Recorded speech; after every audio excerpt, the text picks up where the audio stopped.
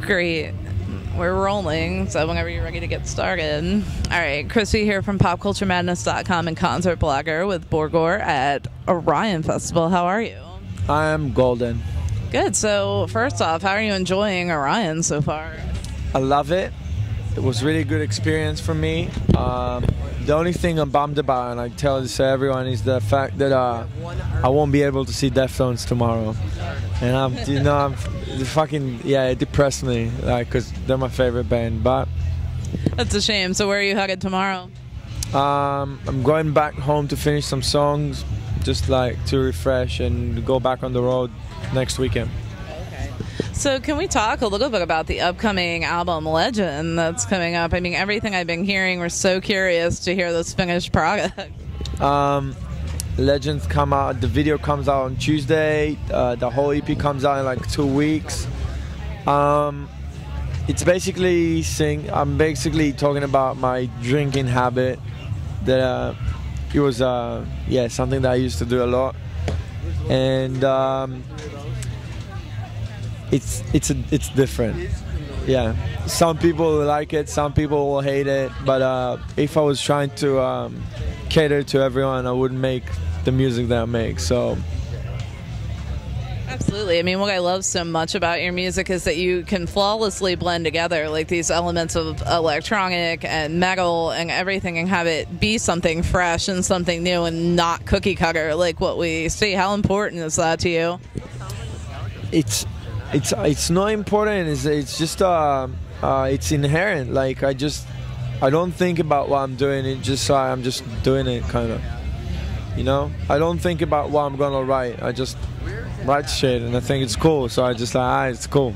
So the teaser that we saw for the title track definitely looks pretty cool. And what's the kid name? It was Elliot Moore. Was the kid that you had to? Where'd you find him? He's actually one of the managers. One of my managers. His mom. His friend. Yeah, and this kid was incredible. Like, he was like putting all of us to shame as far as acting, like on a new level. Oh yeah, it was great. So for you, on a personal level, you know, you play these huge festivals. Do you prefer like this type of environment or the club shows? I'm sure it's a different vibe for each type of show. I mean, I get like the what's your favorite question, I mean, regarding a lot of things all the time. What's your favorite country? What's your favorite thing?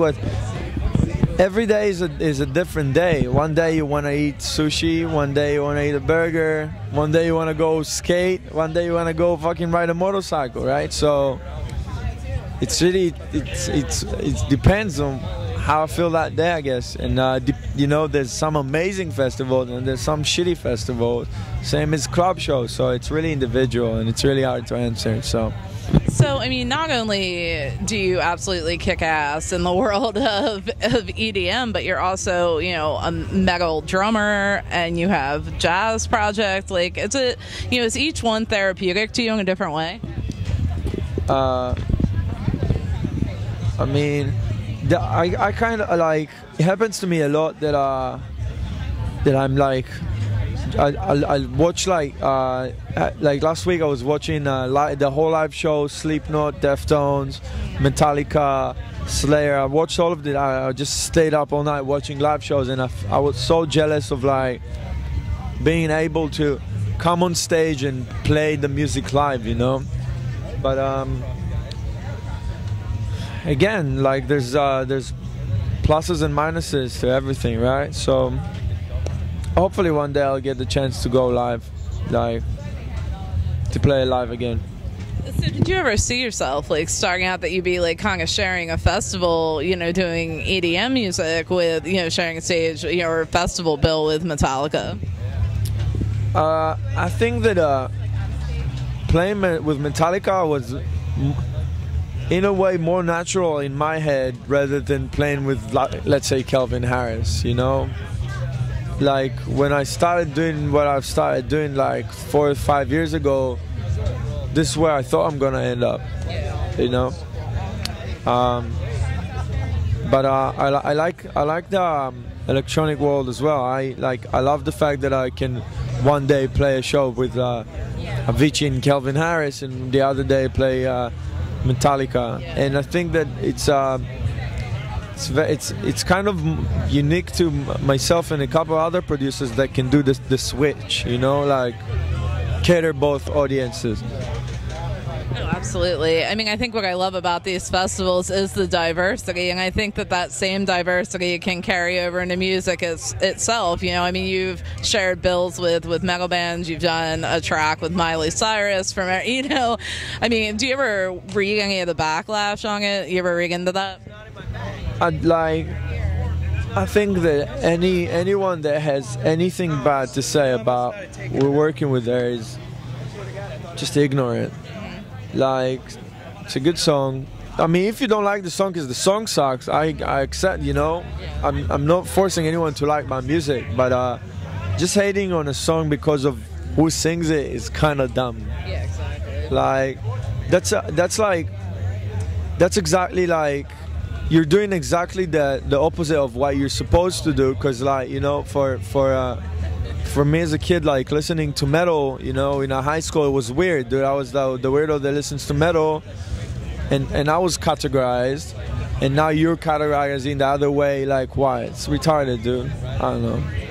So, do you have that pivotal music moment that occurred in your life that made you decide that you had to pursue it for a career? It was more of like experiment with my family. Like, I was in the army for 3 years. And after the army, like, my parents expected me to go to a university because I was a straight A student. And I was like, Mom, Dad, listen, all my life I'm doing music. This is what I studied in school, high school, my whole life. This is what I want to do.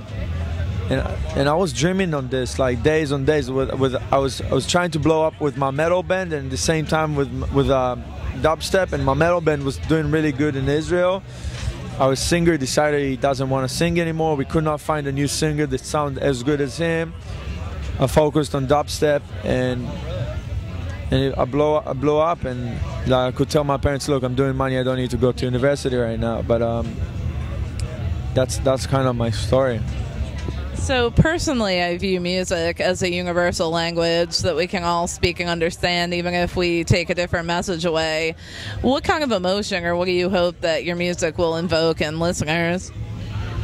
Sorry, I could not hear anything because I'm deaf and I'm ADD, so I was spaced out. No, what kind of emotions do you hope that your music will evoke in listeners and fans? Oh, okay. Every song I think tries to pass a different kind of feeling, right? So, and like, I feel that most of my songs are talking about some sort of subject, and some of them are supposed to make you like happy, some supposed to make you sad. I don't know. Depends on the song, I guess. But I think that what's the common ground for all my songs is that it's trying to pass something. You know, it's not just like I'm trying to make the audience feel something, I guess. Oh, absolutely. That's the whole, I think, purpose of music, is to make us feel those different types of emotions. Are you ever surprised by what songs fans gravitate towards? I mean, there's a lot of risk taking in the way I work, because I'm not sticking to one genre, I'm not sticking to one sound. I'm kind of all over the place. So it's a lot of time win and lose, you know? Like, sometimes I'll release like a track that I think that everyone's gonna love, and I end up the only one that likes it. And sometimes I release a track that I think that is mediocre and everyone's catching up to it, like, biggest song. And I get it, dude. Fucking 7 billion people. Like, there's 7 billion opinions, right? So, can you take us in the recording process for one track in particular and tell me what the mindset was like? I mean, let's talk about Legend. Legend was me on tour for the 4th or 5th year now that I'm not like in a one place. I see my family every like 3 months, which are the people that are most important to me. Like nothing is really stable, you know. It's crazy life on tour. I was drinking a lot, and it kind of got me. It's kind of like it's a weird balance between like not giving a fuck whatsoever, but at the same time kind of feeling empty, and that's why I kind of sing about it, that song. So usually I write when I'm like, I have like, you know, it just like pops. I'm like, just write quickly, and I don't know. Well, Sonata in F majors is absolutely fantastic. I cannot wait to hear the rest of this album. We're very much looking forward to it. And you have what do you have coming up? Electric Daisy Carnival coming up. Is there anything else on the agenda? I mean, it's kind of non-stop. Like right now, it's kind of non-stop till January. So there's a lot of agenda. I'm very thankful for every day at work. And I just wish it's going to keep on being like that. Well, I want to thank you so much for taking a few minutes out to speak with me. I appreciate it. We definitely look forward to what's to come. Thank you. Thank you.